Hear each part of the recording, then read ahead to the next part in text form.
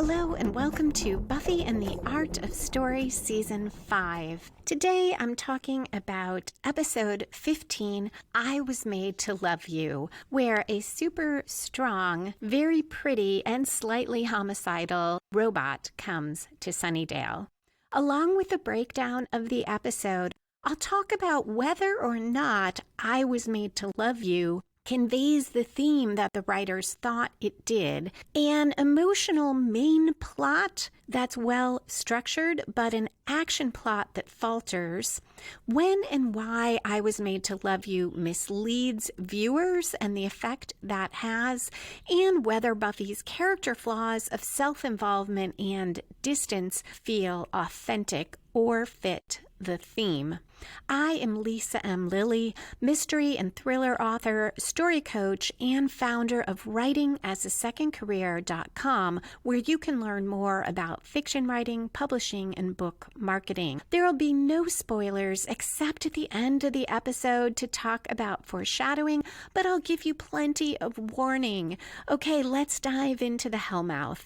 I Was Made to Love You aired the first time on February 20, 2001. It was directed by James A. Contner and written by Jane Espenson, and the DVD edition has commentary from Jane Espenson, and I'll be sharing highlights of that throughout because it gives such great insight into what the creators were thinking about this episode. It starts with conflict. The camera closes up on Buffy as she punches what we think is a punching bag. This opening conflict relates directly to the main plot here because Buffy exclaims over Spike falling for her.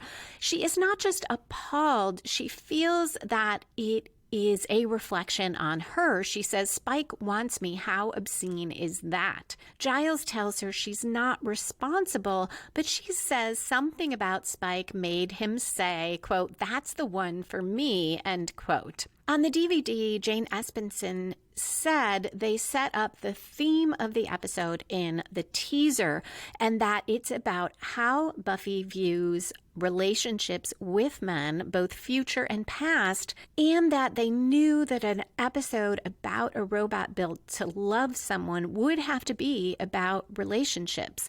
She said Buffy worries about attracting bad guys and what that says about her and why she can't make it work with a good guy, meaning Riley.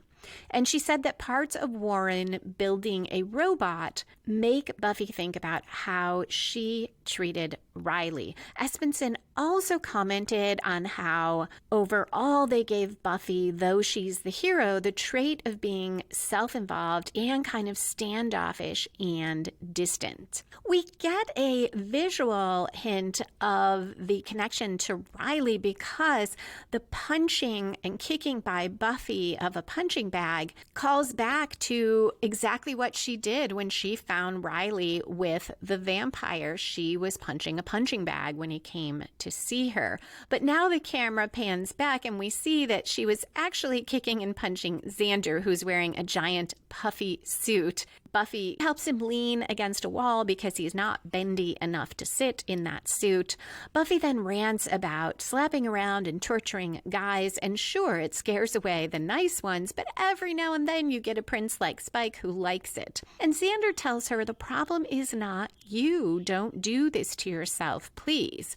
Buffy says she just wants to know there's going to be, quote, another good one, end quote, one that she won't chase away or terrify with her, quote, alarming strength and remarkable self-involvement, end quote. This is the first point where I have trouble with this.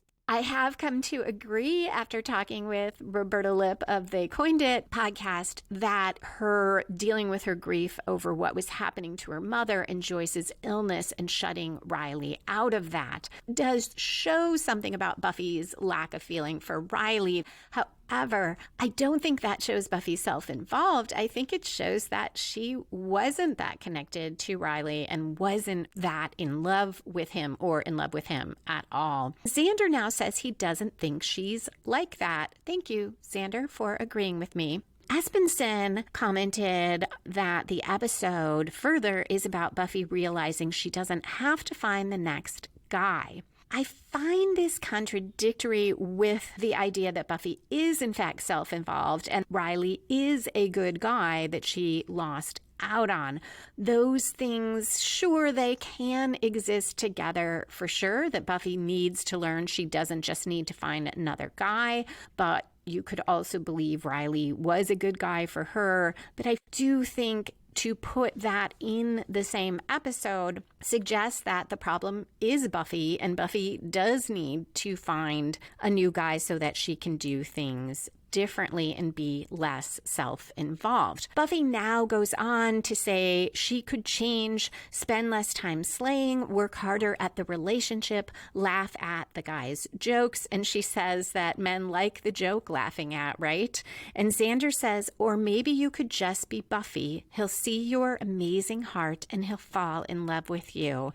And Buffy, touched, hugs him. And Xander says, this is the one day you choose to hug me. Xander also points out that maybe she hasn't found a great relationship on the Hellmouth because it's a Hellmouth. Xander goes on, seems to me it's a pretty terrible place to try to build anything, which is a nice segue to the next scene. At 2 minutes 46 seconds in, a pretty young woman with a cheerful expression wearing a flowered dress gets out of a car at night. She thanks the driver and he asks her what she's looking for in Sunnydale, and she says true love. And on the DVD, Espenson commented that in this first shot of April, she looks like she's going to be a victim. She's getting out in this strange town to her at night, looking for true love, and we've just established this is not the place to do it. So this is the first of the misleads. And we go to credits at 3 minutes 16 seconds in. We'll come back at 4 minutes 13 seconds, which is right about 10% through the episode.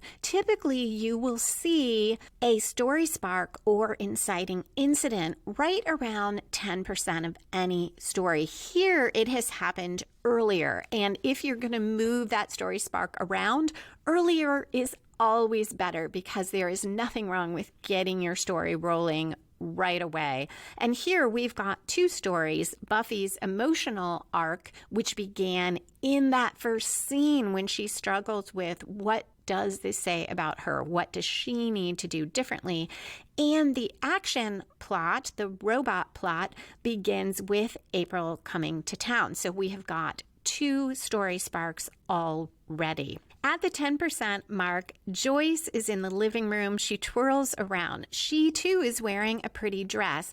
It's darker than April's, but also has flowers on, and it's backless, and she's getting ready for a date. Dawn and Buffy keep telling her to spin around again before they can give their opinion of the dress, and Joyce finally realizes they're messing with her. Joyce is worried the dress looks too mommish, and Dawn says, oh, that was why I liked it. Buffy thinks they're both crazy. It's sexy. Joyce asks the time. It is only 4:27 in the afternoon, and Buffy tells her she has plenty of time, quote, vast acres of time in which you could plant crops, end quote. And here, Jane Espenson comments on something that I've been talking about a lot lately, which is humor. And she says this line is not a hard joke like a sitcom where you get laughs, but instead is a whimsical phrasing, a funny turn of phrase, or an odd way of seeing the world. And this is what I love so much, or one of many things I love so much in the dialogue on Buffy the Vampire Slayer, and that is very much the type of humor I enjoy. Dawn and Buffy grilled Joyce about her date. She says she met him at the gallery the first day back after she was sick, which is a good reminder to viewers that Joyce was very ill for some time. She looks very happy when she says they're going to dinner and then a movie, but then she starts wondering, should it be the other way around so they have something to talk about? Next, she asks Buffy's advice about the restaurant. But Buffy declines, saying, oh no, Love Dr. Buffy is not in. I am not qualified to give dating advice. I had exactly 2 boyfriends, and they both left, really left town, left. And on the DVD, Jane Espenson commented that this again hits the theme of Buffy's views on relationships. And at the beginning, Buffy wants to fix all her mistakes and thinks to do it, she has to find the next man. Joyce tells Buffy she just had some bad luck. Dawn suggests that since Buffy's going to the spring break party tonight, maybe she'll meet someone. Joyce, nervous, asks for the time again and also if they're sure the dress is okay. Dawn jokingly tells her to spin again real fast. At 6 minutes 47 seconds in, Tara and Anya walk across a park-like area. Tara says Willow's really good with the computer stuff and asks if Anya understands it. Anya confides she at first found it confusing. After all, she's 1,100 years old. But she got to like it. Tara doesn't like the bad spelling online, which I really love about Tara.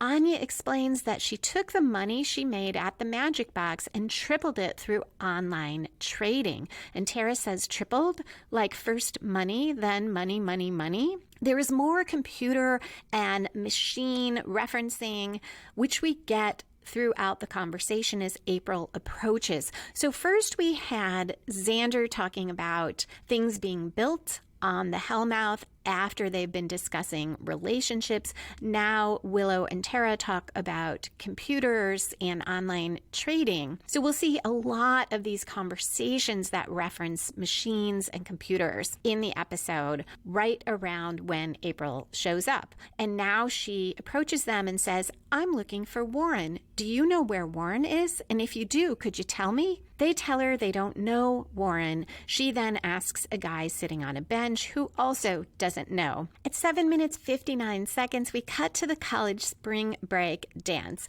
Buffy and Xander dance. He asks her if she's having a good time. She says she is and goes on, "Dancing with you is way better than trying to hook up with some good-looking guy." And on the DVD, Jane Espenson said that was a Joss Whedon line. And I can't help but wonder, since he says he identifies most with Xander, whether some friend who was a girl said that to him at some point. Anya tells Tara as she watches them that she let Xander dance with Buffy and she expects much good karma any moment now as a reward. Buffy sees Ben across the room. She heads his way, but pauses near a pillar, then acts surprised when he notices her. He makes a sort of joke about his non-medical pants, and Buffy doesn't laugh, and Ben says, "Man, that sounded so funny in my head." Now Buffy laughs very hard, too hard, and tells him it was very, very funny in her head, too. Ben asks if she's having a good time, and Buffy stops abruptly in the middle of saying yes and telling him her friends are there and says, "Not that it's all about me. Are you enjoying yourself?" He says he is now. She asks if he wants to dance. Ben looks a little uncomfortable but says yes, and he'll be right back. He's going to dump out his drink.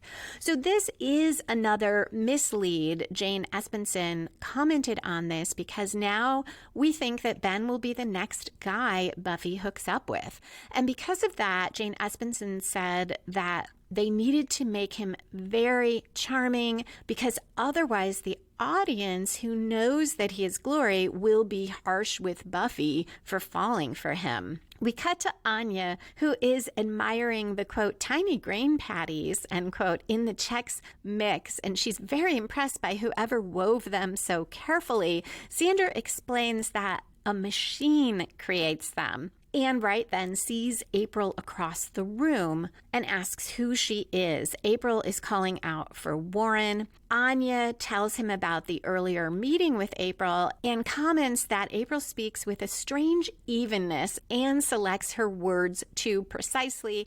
Xander tells her some guys like that. And on the DVD, Jane Espenson said this was their way of dealing with Anya talking a little bit like a robot, and then you introduce a robot character.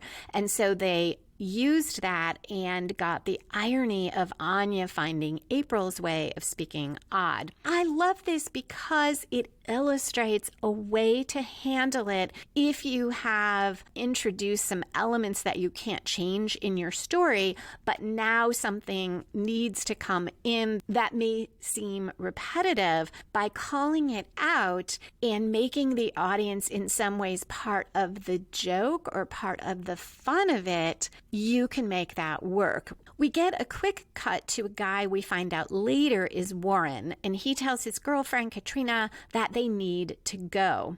April approaches our friends and asks about Warren, and April says that Warren is looking for her because he lost her. Willow says there's something strange about April. She talks funny, and Anya says some men find that appealing. Tara hopes April will find Warren, and Xander guesses a girl who looks like that will not be lonely for long. And I feel like this underscores the Buffy doesn't have a boyfriend point. The idea that any pretty girl must quickly have a boyfriend. Willow agrees, definitely not, and Tara gives Willow a look over how much Willow clearly is attracted to April, or at least over Willow showing so obviously that she's attracted to April.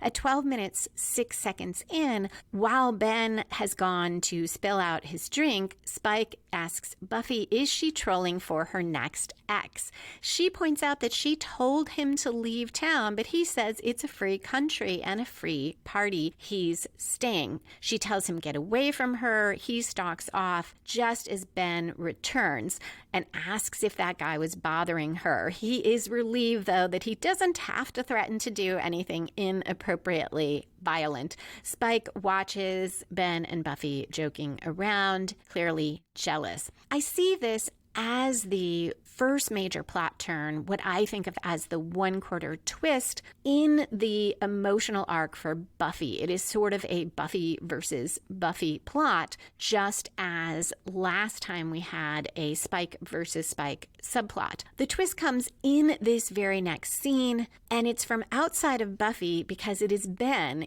giving Buffy his phone number. It spins the story in a new direction. Will Buffy now have a date with Ben? Will he become the next man? And it raises the stakes because now Buffy is seemingly getting what she wanted, but we'll see in a second that it spooks her a bit. Ben tells her he wanted to give her the phone number before she saw him dance, and he suggests they have coffee sometime, which is a nice callback to the Angel and Buffy exchange where Buffy suggested coffee. Angel saw it as a date, which is what she was suggesting, and they had a big fight, but eventually started their relationship. Buffy, probably thinking of that, now goes into babbling about what might happen because of her bad history with men, and finishes with, well, it all ends with you leaving town, and you just got here and everything. On the DVD, Jane Espenson notes this, that when Buffy gets a date, she has a moment of sheer panic.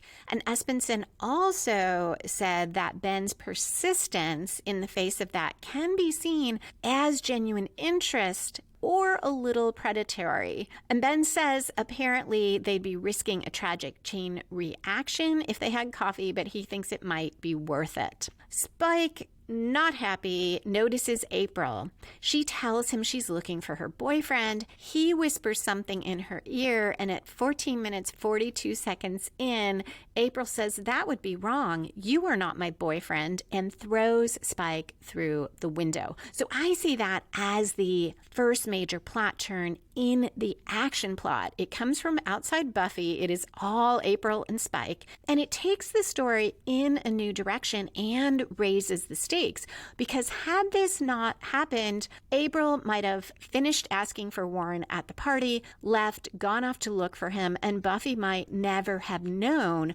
about April, would never have seen any destruction April caused. So this moment puts Buffy and April on a collision course and means that April will be a danger to Buffy. When we come back from the commercial, April tells Spike through the broken window that she has a boyfriend already, and Spike cannot say those things to her, that Warren is her boyfriend. And Spike says, you know what? My bleeding sympathies to Warren.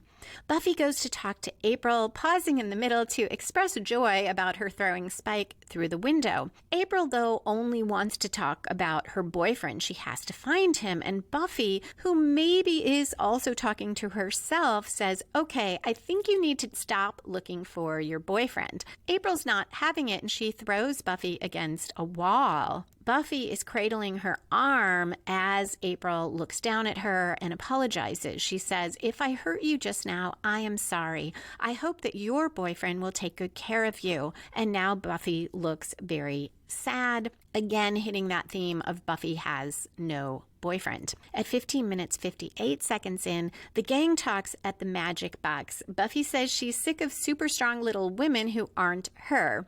And she kind of thinks April is and Tara says, robot. And everyone else agrees. And Jane Espenson says they thought it would be fun to have everyone recognize right away that April's a robot, and that in fact was what sparked the idea for the episode, that there would be this beautiful woman that everyone knew was a robot. They all figure out that Warren built her, but no one knows who Warren is. Willow says she'll get a list of Sunnydale University students, and they agree they can start contacting all the Warrens tomorrow. It's not a code red, and Buffy needs to go rescue Giles, who is at the Summers house with Dawn while Joyce is on her date. At 17 minutes 23 seconds in, Giles tells Buffy that he and Dawn listen to, quote, aggressively cheerful music sung by people chosen only for their ability to dance, end quote, ate cookie dough and talked about boys.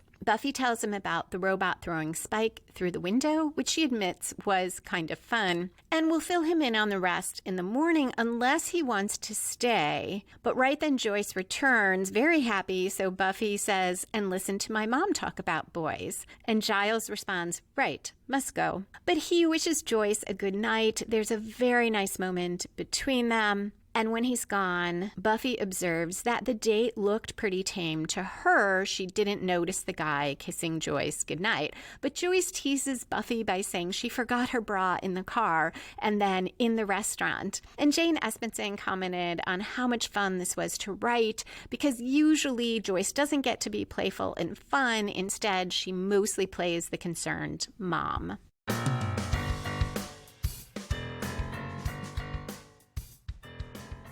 Another listener comment from Ron Helf on YouTube, who we heard from a bit last time. And this time he's talking about iRobot You Jane. And I love this chance to revisit some of those early episodes. And I'm going to give you highlights of what he said. I like films and TV programs of ideas, which I suppose is why I have always liked this episode. We are now seeing the impact of everyday computer technology on us. We are, for example, seeing increasing suicides that seem to be the result of, at least in part, fear of being left out. Malcolm seems to be a metaphor for a cult leader who has an intense socializing impact on his acolytes like Fritz, which is why I think we have the prologue. Dave seems to be a betwixt and between figure of the episode. As Teacher's Pet was a Xander-sode, this seems to be a Willow-sode. I always enjoy episodes centered around the gang. Finally, I love Giles' monologue about the smell of books. Do you remember when you could also feel the text in books? A couple things in response to this. First, thank you so much, Ron, for your comments. And I think that the ones I highlighted bring out the strengths of season 1. The episodes are both fun, they're more self-contained, but they also do so much to set up the Buffyverse, including, as Ron points out, how much we learn about our ensemble cast. We have Teacher's Pet, where we get inside Xander's head, we have I, Robot Eugene that focuses on Willow and her experience of high school, her inner fears and vulnerabilities, and the growing friendship between Willow and Buffy. And then that monologue about the smell of books, I know I commented on it in the episode. I love that smell. Every year I have a table at the Printers Row Lit Fest, which used to be called the Book Fair. It's the largest outdoor book fair in the Midwest in the United States. And I used to go long before I was an author with books to sell. I attended and I loved that smell of paper and kind of musty books. And I'm sad because you don't get that at the fair so much anymore, because the tents that used to have the old books, most of those stores either have gone out of business or they don't bring their books to the book fair anymore. And Ron's comment on when you could feel the text of books, I had completely forgotten that. As a kid in high school, when I would get a book that I had been waiting for, a favorite by an author I loved that had just come out, I remember opening the book and putting my fingers on the print and feeling it back when everything was done on printing presses. So thank you so much, Ron, for bringing that back. And if you would like to comment on Buffy and the Art of Story or connect with me, you can find me on Twitter and Instagram at Lisa M. Lilly, Lisa M as in Marie, Lilly, or on the website at lisalilly.com/Buffy. On YouTube, you can find that link through lisalilly.com/YouTube, or on the Buffy and the Art of Story Facebook page.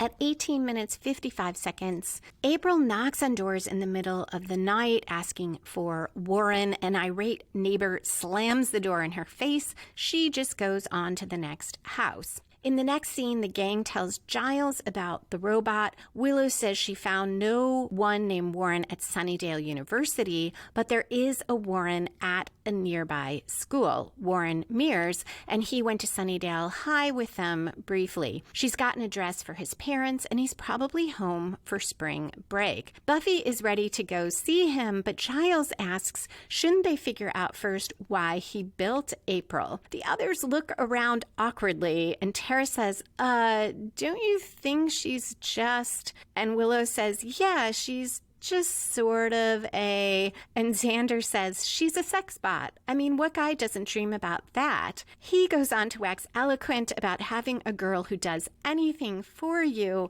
while the others all give him looks. Xander wishes Oz was there. He wouldn't say anything, but he'd get it. I am not as sure as Xander is that Oz would be on his side. Anya says, why would anyone do that if he could have a real live person? And Willow says maybe he couldn't. Buffy tells them Warren's a sleaze, don't make excuses for him. Willow argues she's not, but people get lonely, and maybe having someone around, even someone you made up, might make it easier. And Tara says, I mean, everyone wants a nice, normal person to, share with, but this guy, if he couldn't find that, I guess it's kind of sad. This highlights why I am not sure the episode says what Jane Espenson thinks that it does, because she will say multiple times this is about Buffy learning the lesson that she doesn't have to just go find the next guy, and that she has a good life of her own. And the problem with that is these are our good characters. Tara and Willow. Tara especially quite often expresses the most compassionate and loving approach to people. She's what I see as the most pure of heart, and she is saying if you can't find a romantic partner, that's really sad and there's something wrong with you. And Willow is talking about basically, well, if you don't have that one partner, it's so lonely. Maybe just making someone up makes that terrible burden easier. So we have our much loved characters expressing the view that if you can't find someone to be in a couple with, there's something badly wrong with you. Now, this is contrary to what the show has otherwise showed us. Nothing suggests that Giles and Joyce are sad, empty, lonely people, because most of the time we don't see them in relationships.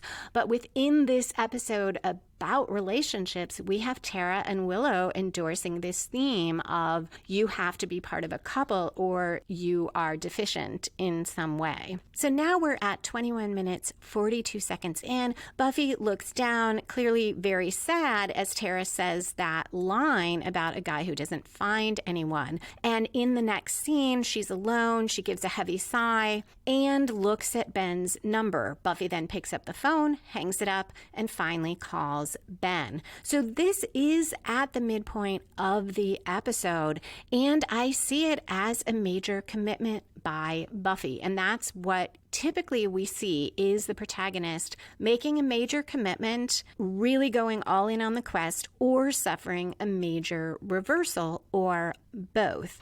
And here I think there is something of a major reversal as well, because Buffy hears these friends confirming for her, at least seemingly confirming for her, that yes, there's something very wrong with her, that she doesn't have a boyfriend. Ben picks up the phone. He has just turned from glory into himself, so he sounds out of breath and he's sweating, but he's happy Buffy called, and they make plans to meet for coffee the following evening. At 22 minutes 57 seconds in, Warren packs his things and urges Katrina to hurry up and do the same. They need to get out of town. Katrina doesn't understand why. They just got to his mom's house. Aren't they even going to say goodbye to her?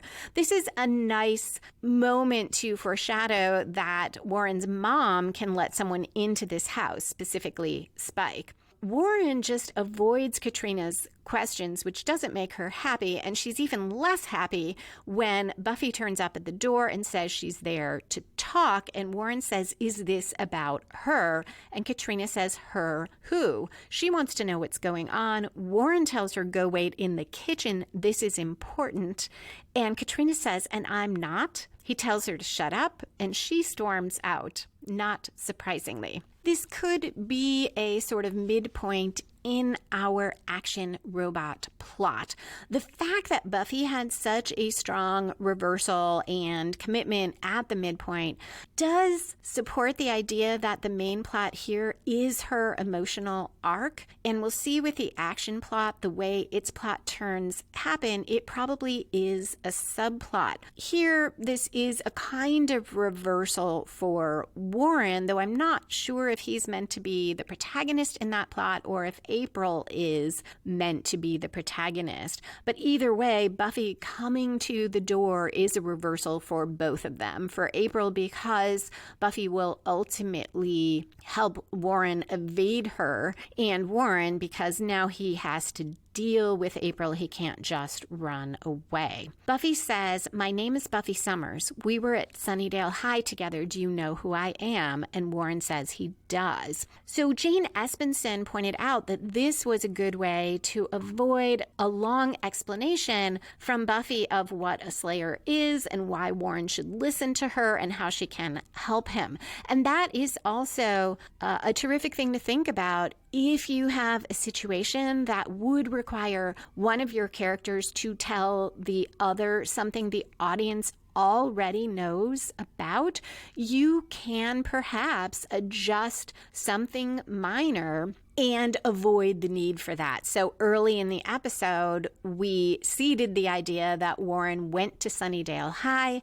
Now Buffy reminds him of that, tells him her name, and that's enough. Because we know a lot of Sunnydale High students eventually did know who Buffy was. They gave her that class protector award after all. Warren wants to know if April hurt anyone, and Buffy says no, at least no one important, referring to Spike. Warren tells her she needs to know something about April. April. And this scene is such a great example of mansplaining because Buffy keeps telling him she knows. He keeps insisting, no, this is really big. She doesn't know. She's telling him she does. He says she couldn't possibly know this. And the camera zooms in and there's dramatic music. And Warren says, she's a robot. And Buffy says, uh-huh. And on the DVD, Jane Espenson said it was really fun to treat this as if it were a big reveal, that this was an act break. And normally there is new information there. So they did this big zoom in and the dramatic music. And then the reveal is what Buffy and the audience both already know. So we do enjoy that play on the usual story structure. At the same time, it contributes to that feeling of the robot plot just being off. And the first time I watched this episode, I really did not like it that much. I didn't warm to April as a robot. I didn't know what else it might be setting up. And the action plot doesn't move forward the way I expected it to. So while I enjoy that mislead on rewatch, it does contribute to that. And I also think it is why every time I come up to rewatch this episode, my reaction is, oh, okay, it's that April robot episode. And then I end up really enjoying it. In the next scene, Dawn says to Willow at the magic box, a robot? Really? Was it Ted? Because they always said there could have been more than one of him, which is a nice callback to that episode. And it's a layered callback because Dawn wasn't actually there for that, but of course she does have the memory of it.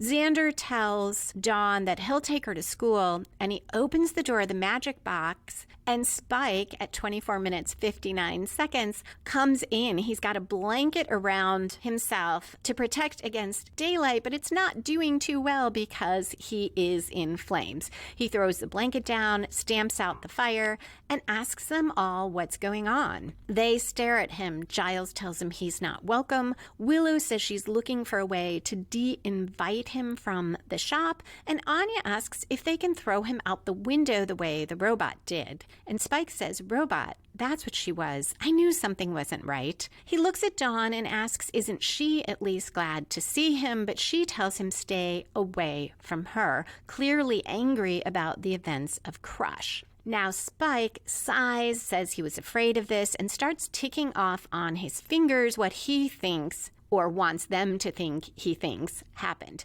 Misrepresentations, misunderstandings, slurs, and allegations. And then he continues that he doesn't know what Buffy told them, but he and Buffy worked together to get rid of Drusilla. And he says maybe it sounded like he expressed some kind of, and Giles shoves Spike against the wall and says, we are not your friends. We are not your way to Buffy. There is no way to Buffy. And he also tells Spike that this thing, get over it. Spike says, I don't know what you mean. And Giles says, yes, you do. Move the hell on. I love this glimpse of Ripper Giles. We cut to April asking four college guys where Warren is. One claims April just missed him and tells her which way to go, and then all four of them laugh after she leaves, and the guy admits that he made it up. He doesn't know Warren. At 27 minutes 34 seconds in, we're back with Buffy and Warren.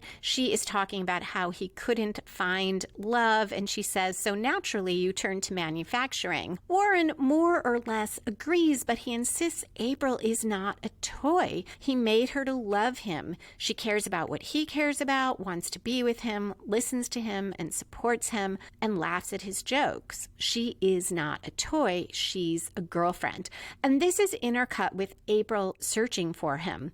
Warren continues that he thought he would love April, but he didn't. She's too easy and predictable. She got boring. She was exactly what he wanted, but then he didn't want her. And then he met Katrina, who's smart and funny and cool and unpredictable, and he fell in love with her. On the DVD, Jane Espenson talked about how when Warren tells Buffy April was perfect, including that she laughed at his jokes, what Buffy sees is that you can't make a relationship perfect.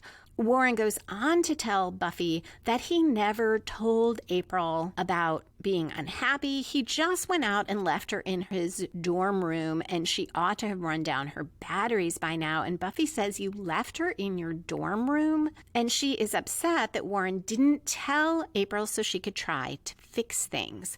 And on the DVD, Jane Espenson says that Buffy realizes here, when Warren talks about love going wrong, that it relates to her and Riley. And Espenson says Warren's approach was, I wasn't happy with her, but I didn't tell her or give her a chance to work on it. And, quote, that's the mistake Buffy's been agonizing over, unquote. So I am unsure what Jane Espenson meant here. I don't know if she's saying that Buffy feels her mistake is that she didn't tell Riley how she felt. She didn't tell Riley that she wasn't in love with him, or at least not as much as she thought she would be or wanted to be, and she didn't give him a chance to fix it. That would make sense because, like Warren, Buffy thought she wanted someone predictable and safe. She thought she should love Riley, but she didn't. But Buffy is talking about Warren going off and leaving April, and Riley is the one who left Buffy, and he also didn't tell her he was unhappy or give her a chance to fix things. So I'm not quite clear what we are supposed to take from that. Buffy now asks why April hasn't run down. Warren says she must be recharging somehow, and Buffy asks if April's dangerous, and Warren says she's only programmed to love me, and Buffy says then she's dangerous. And Jane Espenson said this was one of the first lines that Joss Whedon had in mind before the episode was written. Buffy wants to know where to find April, and Warren says April's looking for him, so she's probably pretty close. 30 minutes, 6 seconds in, we see that's true because April runs into Katrina and asks Katrina about Warren. Katrina gets very mad. This is another girl looking for Warren. She tells April Warren is her boyfriend. Now April gets angry. She grabs Katrina. She holds her from behind, her arms over Katrina's diaphragm, and squeezes, demanding Katrina tell the truth, and we hear Katrina's rib crack. We cut to Spike, who is throwing the Buffy mannequin parts and his photos and drawings into a box, and we think he's giving up. And Jane Espenson commented that this was another mislead. We think Spike's throwing all this out, and that now he may become a danger to Buffy. We're now reaching where I look for the three-quarter turn, that last major plot turn that should grow out of the midpoint and spin the story in yet another new direction. At 31 minutes, 27 seconds in, Warren and Buffy find April. First, Warren is calling for her. She's not answering, and he tells Buffy April has to answer or it causes feedback, and Buffy tells him how creepy it is that he programmed April to feel pain if she didn't answer Warren. April is holding Katrina off the ground by her neck. Katrina is dead or unconscious when Warren and Buffy reach them, and we go to a commercial break. So in the action plot, I do see that as a major turn because now April has hurt someone other than Spike or possibly killed someone. April tells Warren not to be angry. She's trying very hard to make him happy. Warren tells her let Katrina go, give her to Buffy. Buffy's relieved that Katrina's still breathing, though Katrina hasn't regained consciousness yet. She urges Warren to do the right thing and tell April why he left. Warren starts to do that. He says he made a mistake, which April insists is impossible. He goes on that she's the best, but it's over. He doesn't love her. During his speech, the screen switches to April's internal screen, which shows her programming and her directives, including many things saying how wonderful and amazing Warren is. When Warren says he doesn't love her, combat mode becomes enabled. Now Warren chickens out, and he tells April he doesn't love her because he loves Buffy.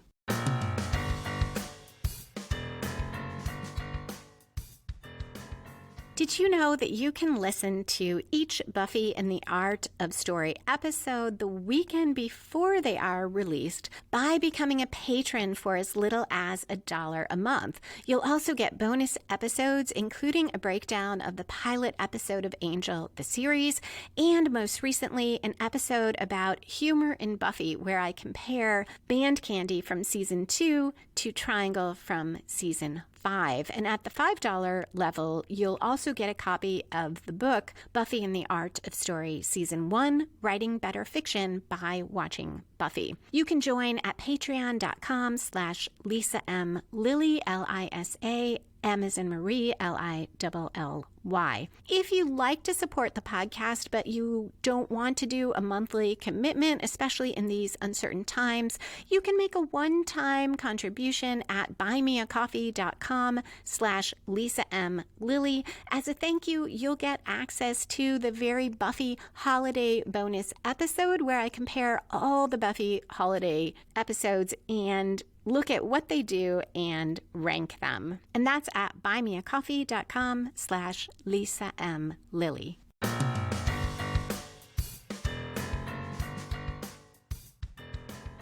At 33 minutes, 26 seconds in, April growls at Buffy.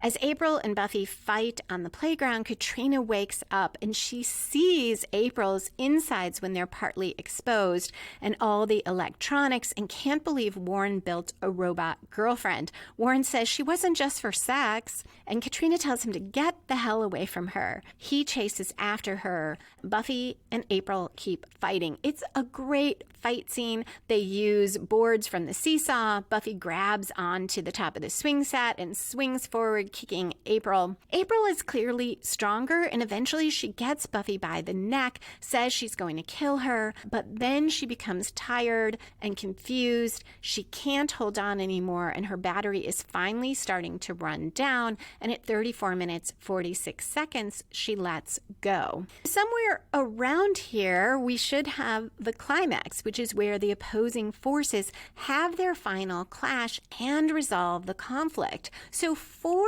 the robot action plot, that seems to have been the climax. And this raises another reason this story felt flat to me when I first watched it, though I did warm to it because the next scene is so moving. But here, April just kind of fizzles out. Buffy doesn't prevail in the fight. April runs down, and it feels really anticlimactic. In the next scene, Buffy and April sit on the swings together. Buffy asks April if she can cry. Buffy says sometimes that makes her feel better. April responds, crying is blackmail. Good girlfriends don't cry. April tells Buffy she's rechecked everything. She did all of what she was supposed to do. And she says, I'm only supposed to love him. If I can't do that, what am I for? What do I exist for? And she asks why Warren left when she did everything right, and Buffy tells her it's unfair.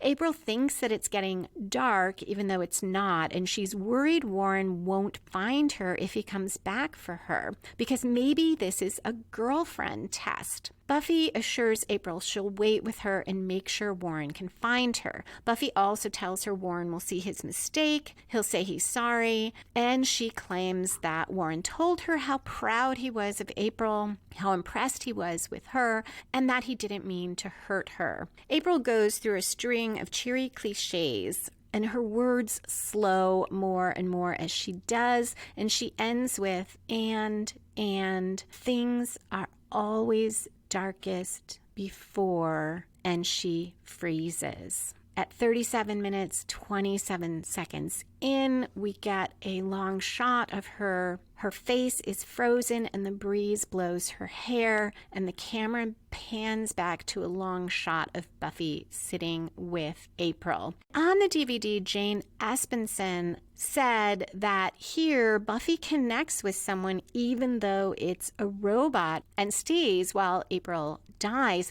And what does it mean that Buffy connected with a machine, not a human? And again, I'm unsure if Jane Espenson is saying that this shows that Buffy can't connect to humans or emphasizes that standoff and distant aspect of her personality. To me, it shows Buffy is more human. She is able to have sympathy regardless of whether April is a machine or human. I suppose this could go with her self-involvement because a lot of her sympathy comes from her identification with April.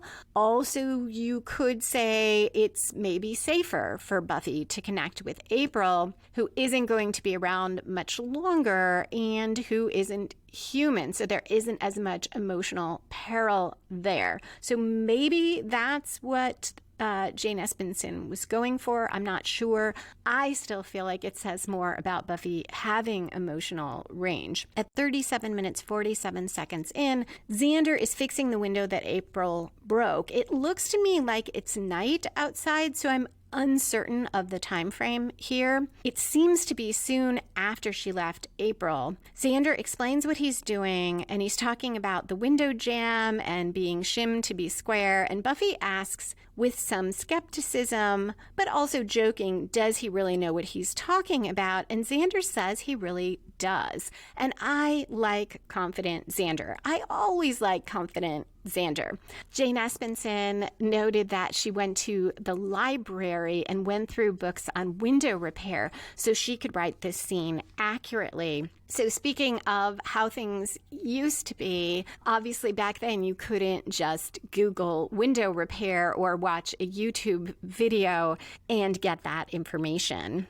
Buffy talks about how April was crazed. She devoted everything to make one person happy and had no reason to exist anymore when he was gone. And Xander says robots are the strangest people. And Buffy responds, no, people are the strangest people. I mean, look at me obsessing about being with someone. It's like, I don't need a guy right now. I need me. I need to get comfortable being alone with Buffy. And Xander says, well, I'll say this, she's a pretty cool person to be alone with. And Buffy says, thank you. At 39 minutes, 22 seconds in, Buffy calls Ben and leaves a message on his answering machine, so another machine, and tells him she's not going to meet him. She doesn't think this is the best time for her to be drinking coffee. This resolves Buffy's conflict with herself and with society expectations that she needs to find a new boyfriend.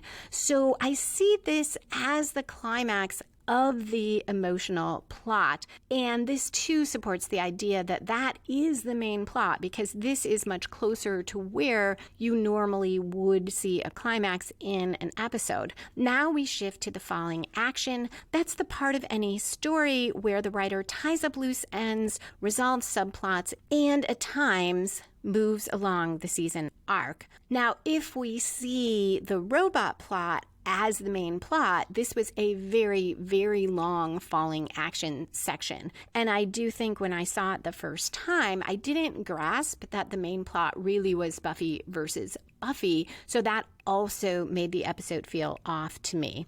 At 39 minutes, 44 seconds in, Glory, not Ben, is listening to the answering machine message.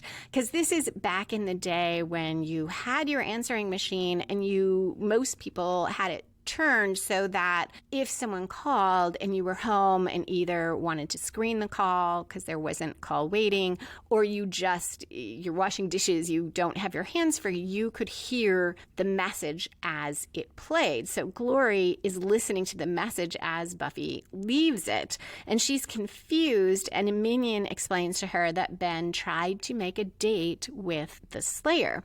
And Glory now is worried that he is plotting something against her. And Jane Espenson noted that this was a bit of an error because it's inconsistent with a previous episode where Glory wanted Ben to make a date with the Slayer to find out more about Buffy and hopefully find the key. However, I headcanon it that Glory remembers that, and she also remembers Ben vociferously rejecting that idea. So now she thinks he's making a date to go behind her back and plot with Buffy. I also love the next line because Glory makes a bit of a face and seems kind of sad and says, "She turned us down."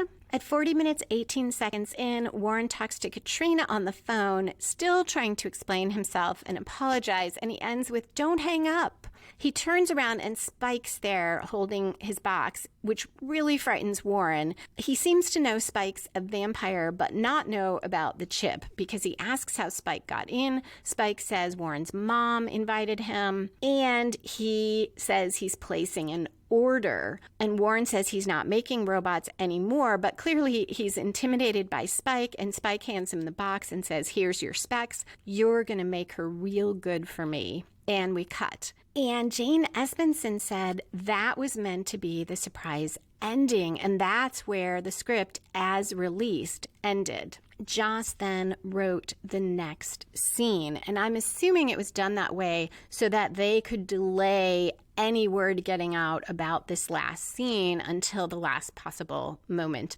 At 40 minutes, 56 seconds in, it's a bright, sunny day, and Buffy arrives home. So that's why I mentioned it seeming dark in the last scene, because I don't know if this is supposed to be the same day. Buffy sees a beautiful bouquet of flowers. She reads the card which says, "Thank you for a lovely evening. See you soon?" ? And Jane Espen noted this was the last mislead because this seems like it's going to be more relationship stories. Buffy says still a couple of guys getting it right, and she calls out for Joyce, calling upstairs, referring to her as flower-getting lady. And we see Joyce in the background, but it's a bit blurred. She's lying on the couch, and then she comes into focus as Buffy turns. Joyce is on her back. Her legs are half on and half off the couch. She's motionless, and her eyes are open. And Buffy says, "Mom, what are you doing? Mom, Mom, Mommy?" And we cut to credits. And the reason I mentioned the timing was something happening to Joyce while Buffy was sitting with April, so April would not be alone when she powered down. If anyone has thoughts on that, I would love to hear it. That's it for the episode breakdown. There is more in foreshadowing and spoilers, so I hope that you will stick around for that.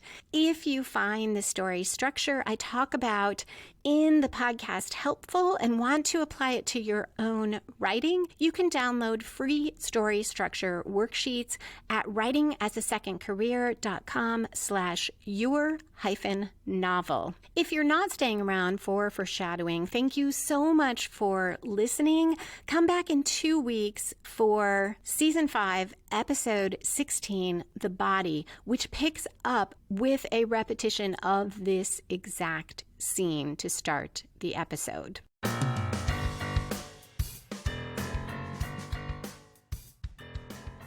And we are back for foreshadowing and spoilers. On the DVD, Jane Espenson said that in this episode as a whole, Buffy sees the consequences of living for one person. You end up alone anyway, and she realizes she doesn't have to do that she's not a robot. She has a full and exciting life as a slayer, and so she decides she doesn't have to get the next new man. And Jane Espenson says this is a lesson Buffy continues to need to learn, and that it looks like Buffy gets it all sorted out in this episode when she doesn't call Ben, but fans at the time did not know she was about to plunge into the very bad Spike relationship.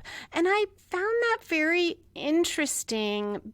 We don't know that is what's coming next, but as I'll talk about more in Season 6, I don't know that all of the Spike relationship is so bad for Buffy. And certainly as the relationship develops in Season 5, we see Spike change for the better, and we see him being there for Buffy and Buffy appreciating it. Also, I'm not so sure you can get from this that Buffy realized she has this full life as a slayer and that she is okay with not getting the next man, because In her dialogue, it sounds more like she's saying, hey, I need to spend some time alone and get to know me and feel better. And that still leaves open the idea that she still will have to go out and find the next man and do better next time. But maybe that's that hint of the fact that she is going to plunge into another relationship.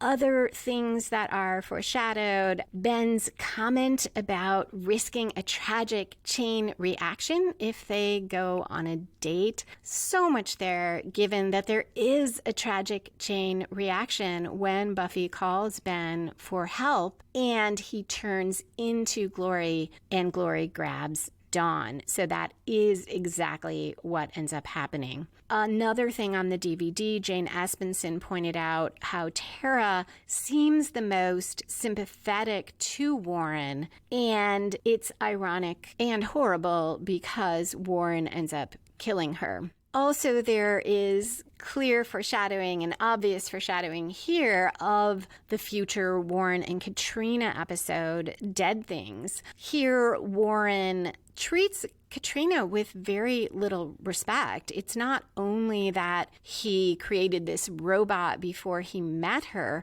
that is a problem. We also see the way he talks to Katrina, and that is, I take it back, it is shown by the robot because he creates this robot to supposedly love him and to have sex with the robot. And later in Dead Things, when he uses the cerebral dampener on Katrina, he essentially turns her into a robot. He says he goes to find her because he loves her and wants her back, but he doesn't seem to want the real Katrina. He wants Katrina dressed in a French maid outfit who becomes his sex slave. And all the seeds of that are here in this episode. Giles' line to Spike about not being his friends and that there is no way to Buffy. Jane Espenson noted on the DVD that Buffy sort of makes a liar out of Giles when she gets involved with Spike, and she wonders if Giles ever thinks about that moment.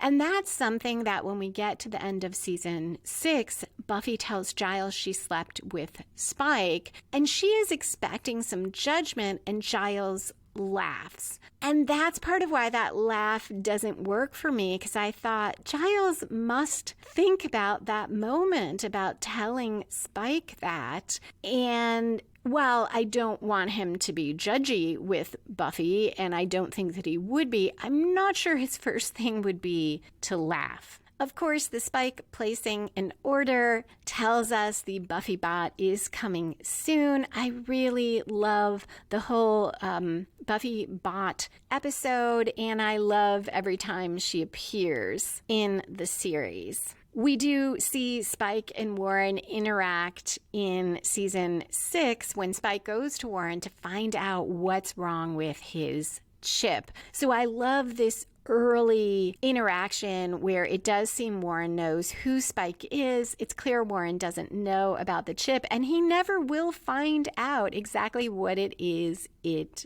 does. So that is all I have for foreshadowing and spoilers.